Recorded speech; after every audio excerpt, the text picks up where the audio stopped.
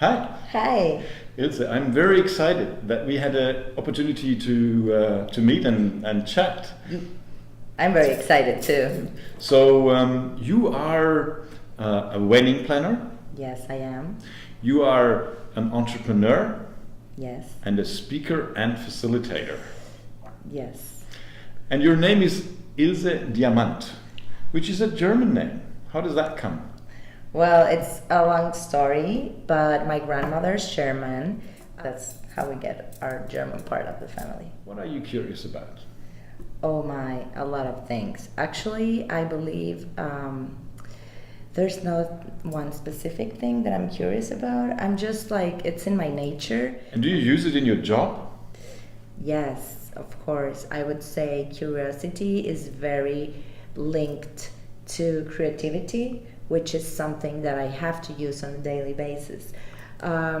Because I would say that my job is wedding planning, but actually I would say I'm in the problem solving business. Okay. Because destination weddings require a lot of experience in problem solving, because at the end you're having people that are coming from other countries to a destination that maybe they know it because they've been there in vacation, or some of the people that are coming have never been there. So you can imagine all the problems that could evolve around a destination wedding. So you said your business is actually divided into several lines. If you would kind of quickly summarize those lines, what are they? Oh yeah. Well, we have a lot of lines of business. I would say the main four lines would be the wedding planning business. Then we have the workshops and the online courses and the facilitating and the classes. We have developed a number of certification and workshops for the wedding industry. And then, of course, I'm a speaker for national and local events, all around event industry. And then we have the wedding venue, which is a private beach in Riviera Maya. How did you come across creative problem solving? Well, like I said before, being a wedding planner, as I started looking at the different markets that exist, I came up to a market that really resonated with what I studied in school. That was tourism and hotel management. So I came up to this particular market that's called destination weddings. So it's weddings that people do like when they go to other places as tourists. So they're really like bringing everybody in, and this is like a niche that has very particular and specific needs. You need a lot of creativity to solve the problems that can occur during this type of wedding planning, because people are coming to another place, and we have problems with flights, hotels, overbooking, rain, like a lot of things. It's not just like regular wedding planning. So like a super event planner, are you, right? Is that what you are? Well, I try to think that I do the best job that I can do due to the experience that I have over 14 years of problem solving, which that's how I would say it's one of my really good assets. So that and the connections that you have with all the vendors and the people in the destinations after 14 years, well, they're pretty strong. So that's a very important part of the problem solving, creativity and connections. And you are based in Mexico, in Cancun? Yes, Cancun and Riviera Maya. But you're going also more across Mexico, or just in that area? Well, actually, we have been working hand in hand with the tourism board of the country, and we have developed a certification that we're teaching.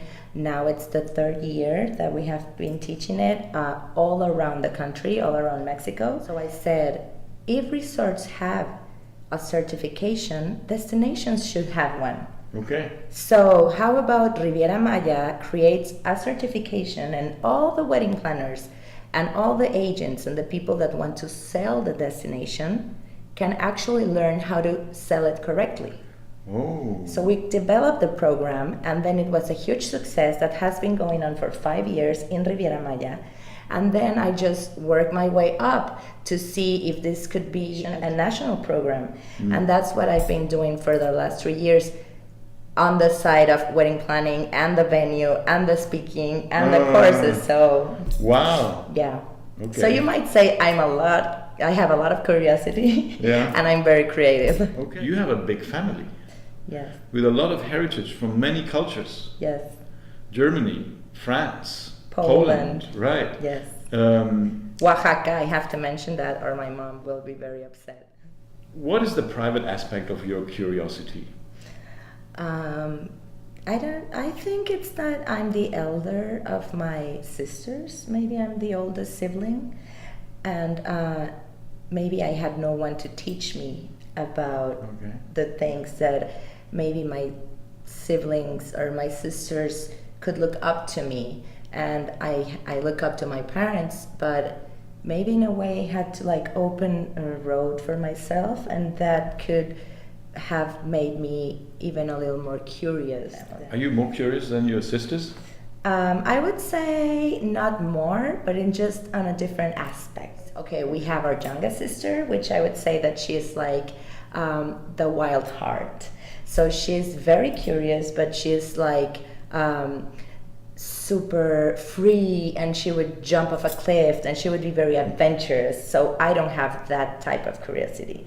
Like I would not do a bungee jump, or I'm not that like type of curiosity. I'm more into what if we do this, and seeing how we can do something for the greater good, and try to make people understand that, for example, in the area that I work, the event planning industry, just trying to make people understand we are all linked and we're all a community. And by making our destination strong, we're helping each other. So it's not an individual job. It's not like it's my business and I don't care what happens with your business. No, I do care. Because if you do something wrong with your business, then it's going to backfire to my business, because they're going to start talking bad about the destination. So it's all about looking at the greater good. So if we want to make something better, we all have to work together. Ilse, is your curiosity more towards entrepreneurship? I think it is. Let me just put you in this whole picture. I graduated from hotel management school because I wanted to be part of the group and conventions department of the hotels. I knew that I wanted to do groups and sales for groups and big events, corporate events. But just at the that dates when I graduated, I'm talking about the year 2000, that's when all the departments at the hotels worldwide started shifting into groups and conventions was no longer gonna take care of weddings. They started opening a new department that was called wedding and social events. So this started happening first in the United States and then all over the world. And I think that's where I saw a niche or a gap. And how important are people and emotions for your curiosity? Well, people are very important. Actually, I'm very impulsive. So I would say that for a long time in my life, I have been trying to manage and control my emotions. Because, oh my God, I've been making so many decisions out of impulsivity that I think now I'm in a place in my life when I have had a lot more time to focus and understand how to control those emotions and make them work positively towards me. I would say that, curiosity is a very strong part of how my emotions are driven. But now I would say that I feel very mature about how I can lead them in the right direction. So it's no longer like going everywhere with being impulsive. Can you be more creative if you harness your emotions? Well, for me, that I have a lot of ideas all the time and they're just like running wild, and sometimes I'm just like, stop, please stop, please. I'm very lucky that I'm like this and that I get to work in an area that really allows me to be so creative. So I would say I need creativity to flow and the emotions to flow and the curiosity to flow. And what is driving curiosity for you?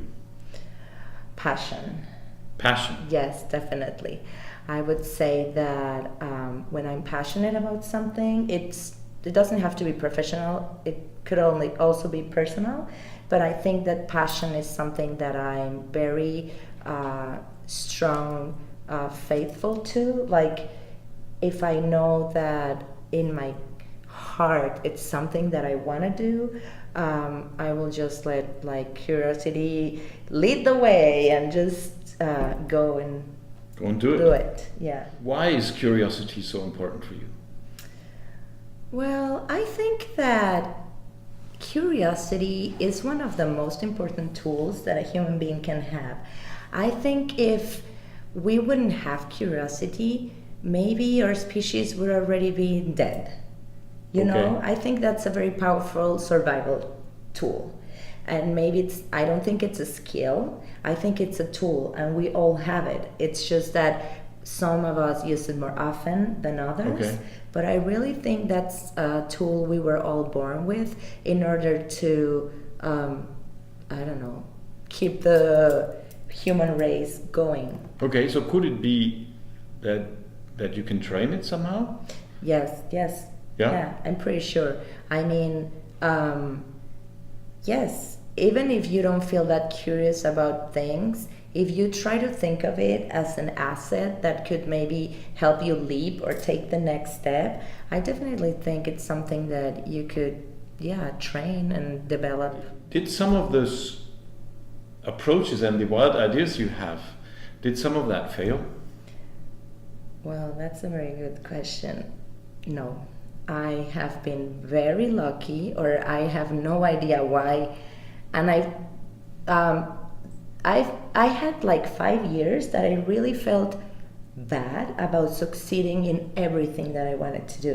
It's so hard, and at one point, all that I did, I was not afraid of failure. I was afraid of succeeding, because I knew that it was going to be it's crazy. I know it sounds like, but I swear this is true, and it's difficult. It's very difficult when I have an idea and I know that I'm going to make it through and it's going to be successful.